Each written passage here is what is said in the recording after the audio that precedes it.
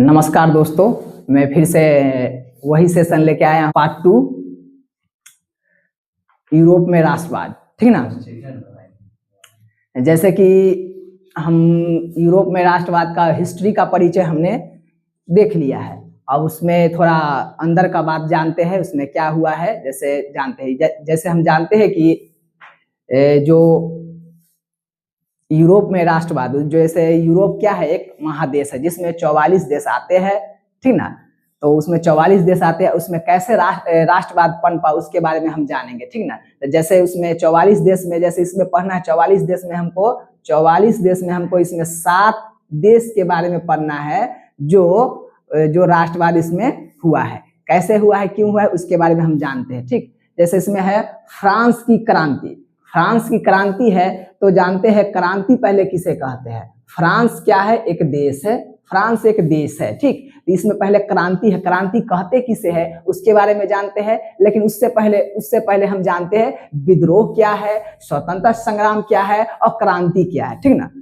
तो विद्रोह क्या है, विद्रोह ऐसा है जिसमें, जैसे इसमें बिना कोई नीति या प्लान करके या योजना करके कोई परिवर्तन ना हो तो उसे विद्रोह कहते हैं। मतलब जैसे कहने का मतलब यह है, विद्रोह किसे कहते हैं, तो विद्रोह में ना ही तो कोई प्लान किया जाता है, ना ही कोई योजना किया है, और उसमें मतलब उसको हम क्या कहते हैं, विद्रोह कहते हैं। क्या कहते हैं, विद्रोह। उसमें ना कोई मतलब जैसे युद्ध करने के लिए जैसे योजना बनाया जाता है ना, तो उसमें हम योजना नहीं बनाएंगे। ठीक ना। डायरेक्ट हमला कर देंगे, ऐसे में उसे ही क्या कहते हैं, विद्रोह करते हैं। इसको करने से कोई खास चेंजिंग नहीं होता है, मतलब कोई खास परिवर्तन नहीं होता है, उसे हम विद्रोह कहते हैं। ठीक। उसके बाद आगे समझते हैं स्वतंत्रता संग्राम। स्वतंत्रता संग्राम क्या है, जैसे परिवर्तन हो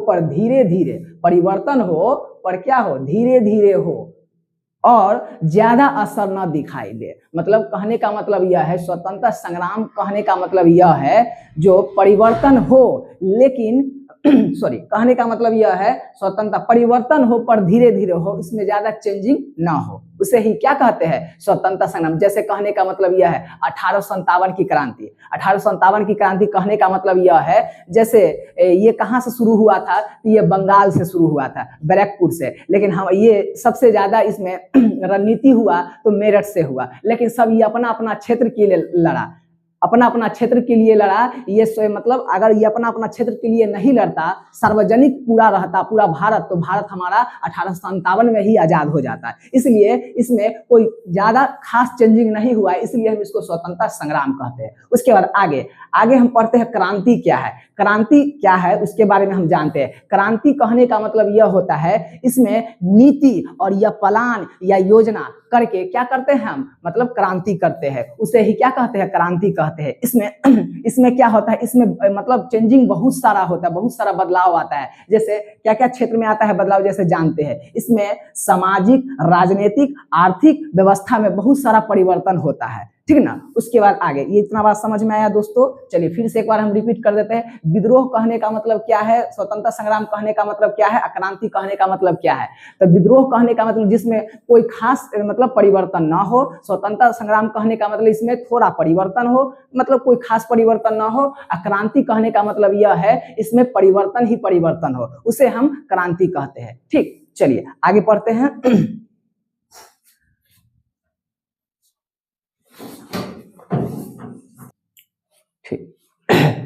ठीक है दोस्तों, जैसे हम समझते हैं फ्रांस की क्रांति। अब बताइए हम फ्रांस के क्रांति के बारे में ही क्यों पढ़ेंगे, क्योंकि इसमें जो मतलब कहने का मतलब सबसे पहला जो मतलब देश है, जो अमेरिका स्वतंत्रता संग्राम है, ऐसे वो सबसे पहली बार वो क्या हुआ था, अंग्रेज के चंगुल से आजाद हुआ था। इसके उसी से प्रेरणा मिला। कहने का मतलब, प्रेरणा कहने का मतलब यह है दूसरे से देख करके जो हम मतलब सीखते हैं उसे हम प्रेरणा कहते हैं। ठीक ना। तो जैसे फ्रांस मतलब पहला क्रांति हुआ था अमेरिका में हुआ था, उसके बाद हम समझते हैं फ्रांस। तो फ्रांस के क्रांति के बारे में समझते हैं, कि ये टॉपिक में हम पढ़ेंगे यूरोप में राष्ट्रवाद। ये टॉपिक में मुख्य जो बात है इसी पे आधारित, फ्रांस की क्रांति पर ही आधारित है, इसलिए हम फ्रांस की क्रांति के बारे में पढ़ेंगे। इसके बाद इसमें बताया गया है जो मतलब फ्रांस की क्रांति की क्रमवार तथ्य, मतलब क्या है, इसमें कुछ मतलब महत्वपूर्ण तथ्य है। जैसे कुछ भी होता है, जैसे कोई बात होता है जो सीक्वेंस से बताने में सही लगता है,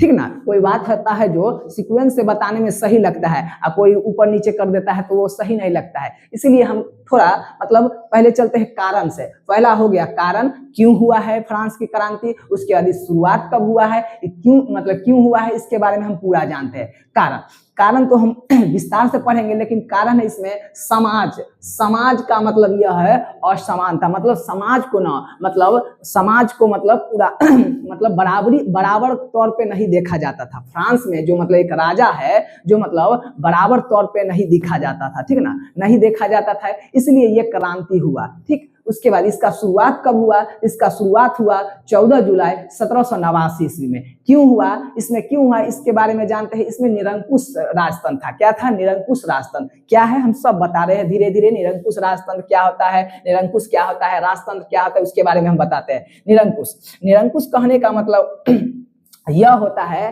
जो मतलब रानी का जो मतलब रानी के जो मतलब संतान है वही राजा बनता है, उसे ही क्या कहते हैं, हम निरंकुश कहते हैं। मतलब रानी का जो संतान है, रानी के संतान है, उसे ही हम क्या कहते हैं, निरंकुश कहते हैं। राजतंत्र कहने का मतलब होता है जो राजा का बेटा है, समझ में आया, जो राजा का बेटा ही मतलब राजा बनता है, मतलब वंश भाई आधारित रहता है, वंश भाई आधारित रहता है। इसमें पढ़ना है लुई 16वां के बारे में, देख इसमें पढ़ना है लुई 16वां के बारे में। लुई 16वां उससे पहले आएगा लुई 14वां, लुई 13वां, लुई 15वां, इसके बारे में हम मतलब, इसलिए इसमें राजतंत्र है, मतलब राजा का बेटा ही राजा बनता है, उसे राजतंत्र कहते हैं। और निरंकुश राजतंत्र कहने का मतलब राजा जो कह दिया, ऐसा राजा जो कह दिया वही सबके लिए सर्वोपरि होता था, ठीक ना। राजा जो अगर जो बात कह दे उसको मानना ही हर हाल में, ठीक ना। जैसे किम जोन का बात जानते हैं, ठीक ना, उत्तर कोरिया दक्षिण कोरिया का बात जानते हैं, ठीक ना। वहां क्या होता है, जो राजा जो कह दे उसको करना ही होगा आपको, ठीक ना। यही होता है तुम्हारा, जैसे आपका ये होता है राजतंत्र होता है। उसके बाद इसमें क्या कहता है, ये सब मतलब ना, यही सब कारण के वजह से ना मतलब फ्रांस की क्रांति हुआ था। उसके बाद आगे कहने का मतलब यह है, जब ये सब क्रांति हो जाएगा तो इसमें कहने का मतलब ये सब क्रांति हो जाएगा तो ये सब आएगा, संवैधानिक राजतंत्र। संवैधानिक राजतंत्र क्या होता है, इसमें हेड तो राजा ही होता है, लेकिन शक्ति सीमित होता है। राजा को अंकुश लगाने के लिए कोई संस्था होता है। जैसे कहने का मतलब यह है ये जैसे मान लीजिए, जैसे संस्था है हम लोग का, केंद्र सरकार है जिसमें संसद आता है। संसद का 3 अंग होता है, जैसे लोकसभा, राज्यसभा, राष्ट्रपति। जैसे अगर मान लीजिए कोई कानून बना दे, उसमें कोई अगर कानून बना दे तो किसी को पसंद ना आए तो उसमें अंकुश लगाने के लिए राज्यसभा, लोकसभा है, ठीक ना। उसी प्रकार से इसमें संवैधानिक राजतंत्र किसे कहते हैं, जिसमें अंकुश लगाने के लिए राजा एक वही होता है, ठीक ना, राजा वही होता है, लेकिन अंकुश लगाने के लिए कोई संस्था इसमें होता है, ठीक ना। राजा का मतलब पावर को मतलब कम करने के लिए कोई संस्था होता है, उसे हम क्या कहते हैं, उसे हम कहते हैं संवैधानिक राजतंत्र। उसके बाद संवैधानिक राजतंत्र के बाद हो जाएगा आपका गणतंत्र की स्थापना। मतलब कहने का मतलब यह है, मत या निर्वाचन करके चुना जाता है राजा को, मतलब मत या निर्वाचन करके राजा को चुना जाता है, उसे हम क्या कहते हैं, गणतंत्र की स्थापना कहते हैं, ठीक ना। इसमें मतलब राजा जो होता है ना, इसमें वोट दे करके या मत दे करके मतलब राजा को चुना जाता है व्यक्तियों के द्वारा, ठीक ना, उसे हम गणतंत्र कहते हैं। जैसे हमारा जैसे भारत है, ठीक ना। आप जानते हैं क्रांति क्यों हुआ है, किस लिए हुआ है, इसके बारे में हम जानते हैं। क्रांति के प्रभाव के बारे में जानते हैं। क्रांति के प्रभाव में क्या क्या हुआ। अगर क्रांति ये हुआ है, फ्रांस की क्रांति जो हुआ है, इसमें क्रांति होने से सबसे ज्यादा किसको मतलब नुकसान या मतलब नुकसान ये सहना पड़ा है, तो सबसे ज्यादा देखिए महिला, दास, जनसाधारण, गरीब मजदूर को, ये फ्रांस के क्रांति में ये लोग को मतलब सहना पड़ा है सबसे ज्यादा, ठीक। उसके बाद फ्रांस की क्रांति के कारण ऐसे तो मतलब बहुत सारा है, लेकिन हम पढ़ेंगे 4 मुख्य क्रांति है। 4 मतलब मुख्य बात 4 है, जो सामाजिक है, राजनीतिक है, दार्शनिक है और आर्थिक है, ठीक ना।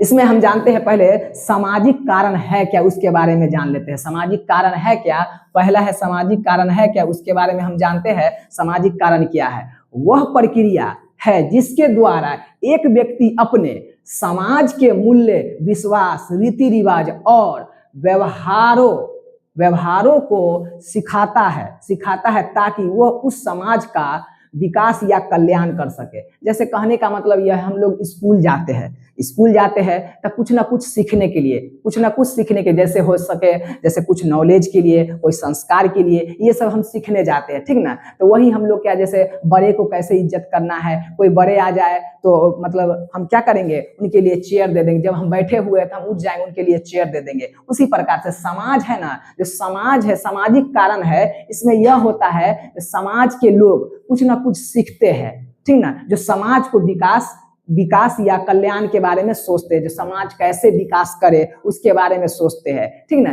तो यही आपका हो जाएगा सामाजिक कारण। तो इसको अगर मान लीजिए एग्जाम में अगर ये पूछे परिभाषा, तो परिभाषा आपको ऐसा ही लिखना पड़ेगा। वह प्रक्रिया है जिसके द्वारा एक व्यक्ति अपने समाज के मूल्य, विश्वास, रीति रिवाज को, व्यवहारों को सिखाता है ताकि वह उस समाज का विकास या कल्याण कर सके। फ्रांस में 1789 ईस्वी में समाज को स्टेट में बांटा गया, या स्टेट का अर्थ होता है पावर या सत्ता। कहने का मतलब यह है, फ्रांस में जो क्रांति हुआ है ना, जो इसमें ना जो राजा था, निरंकुश राजा था, बताया है राजा निरंकुश था, जिसका नाम है लुई 16वां था। जो समाज को ना, वो जब शासन करता था तो समाज को हम बताएंगे कब शासन किया है, क्या किया है, उसके बारे में हम बताएंगे। पहले ये थोड़ा देख लेते हैं, उसके बाद हम बताएंगे, ठीक ना। तो समाज के बारे में जानते हैं, 1789 के मतलब फ्रांस के क्रांति के बारे में जानते हैं। इसमें समाज ना मुख्य रूप से मतलब पावर के आधार पे बटा हुआ था। जिसके पास जितना संपत्ति, पावर है उसको अलग, और जिसके पास नहीं है उसको अलग। तो वही बात हम जानते हैं। फ्रांस में 1789 ईस्वी में समाज को स्टेट में बांटा गया था। मतलब समाज कहने का मतलब यह है, अब जैसे मान लीजिए हम लोग अपना परिचय देते हैं, तो अपना परिचय देते हैं तो कहते हैं ना, जैसे मेरा नाम ये है, उन कुल से आता है तो ये कुल से आते हैं, ठीक ना। तो उसी प्रकार इसमें जैसे कास्ट का नाम होता है ना, उसी प्रकार इसमें फ्रांस में होता था, स्टेट होता था। क्या होता था? सबसे बड़ा स्टेट होता है। जो प्रथम स्टेट में आता था, जो प्रथम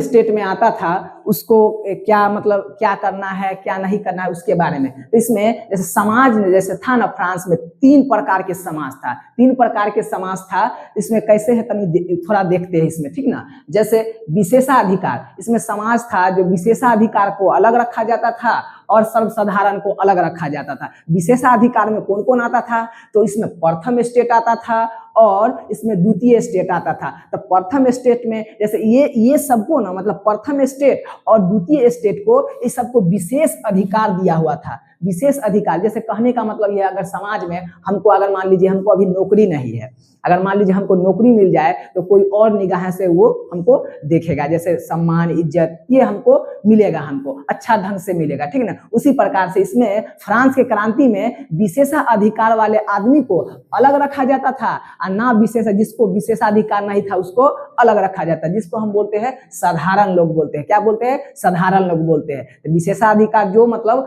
कर नहीं देता था, टैक्स नहीं देता। जैसे कहने का मतलब प्रथम स्टेट में आता था पादरी चर्च, मतलब जो चर्च में जो काम करता है ना, चर्च में जो काम, जैसे हमारे मंदिर में होता है पंडित जी, ठीक ना, मुस्लिम धर्म में होता है आपका मौलाना होता है, उसी प्रकार से चर्च में ईसाइयों में होता था पादरी हेड होता था, ठीक ना। उसके बाद द्वितीय स्टेट में आता था सामंत या कुलीन। सामंत कहने का मतलब यह होता है जो मतलब जमींदार, ठेकेदार, ये सब आता था आपका द्वितीय स्टेट में।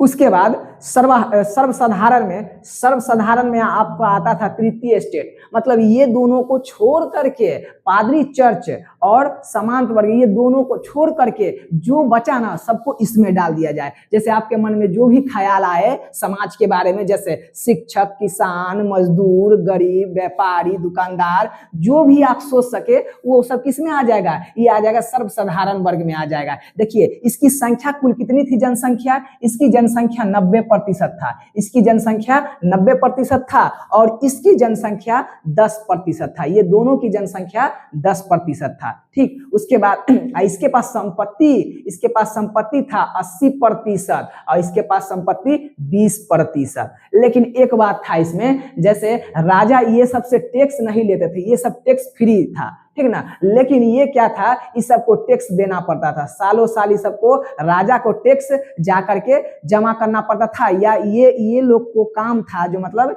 ये सबसे टैक्स वसूले और राजा के पास जा करके जमा करे। ठीक ना,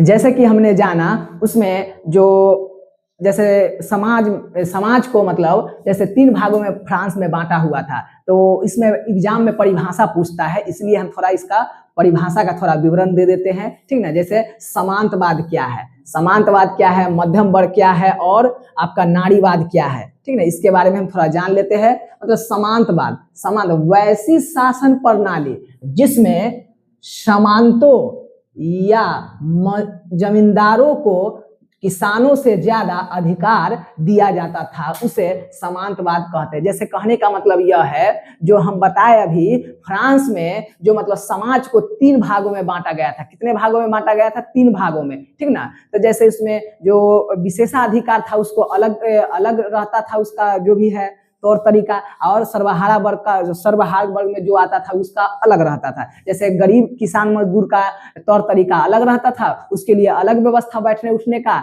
इसके लिए अलग व्यवस्था। उसी प्रकार से जैसे समांत वर्ग किसे कहते हैं, समांतवाद किसे कहते हैं, वो ये ऐसा प्रणाली होता है जिसमें जमींदार लोग आते हैं उस सबको अच्छा व्यवस्था दिया जाता था, और गरीब मजदूर लोग को मतलब जो उससे बचता था जो व्यवस्था उसे ही दिया जाता था। तो एग्जाम में अगर ये आ जाए समांतवाद क्या है, तो इसको हम ऐसे लिखेंगे, समांतवाद वैसी शासन प्रणाली है जिसमें जमींदारों को किसानों से ज्यादा अधिकार या हक दिया जाता था, मुनाफा दिया जाता था या फायदा दिया जाता था। किसके द्वारा? राजा के द्वारा दिया जाता था। उसे हम क्या कहते हैं? समांतवाद कहते हैं। उसके बाद आगे हम समझते हैं मध्यम वर्ग ये आपका किसमें आ जाएगा? ये आपका तृतीय स्टेट में आ जाएगा। तृतीय स्टेट का ये परिभाषा थोड़ा जान लेते हैं। मध्यम वर्ग का परिभाषा, समाज में रहने वाले वैसे लोग जो अपना जीवन निर्वाह छोटे छोटे व्यापार या नौकरी करके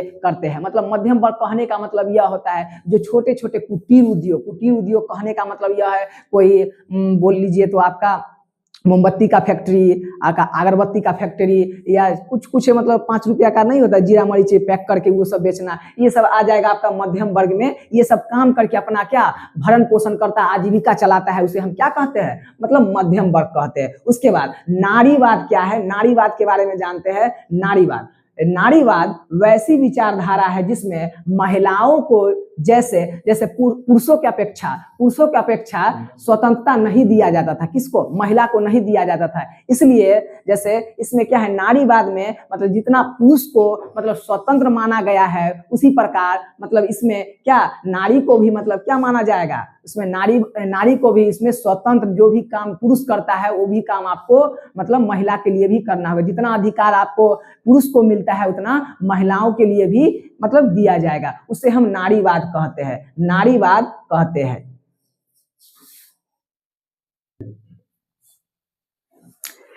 जैसे आपकी जानते हैं हम सर्वहारा वर्ग क्या है? सर्वहारा वर्ग क्या है? जैसे वैसा वर्ग जिसमें समाज के सभी वर्ग शामिल हो, उसे सर्वहारा वर्ग कहते हैं। जैसे में हो जाएगा आपका गरीब, किसान, मजदूर, व्यापारी, ये सब आपका ये वर्ग में शामिल हो, उसे सर्वहारा वर्ग कहते हैं। मतलब समाज के सभी वर्ग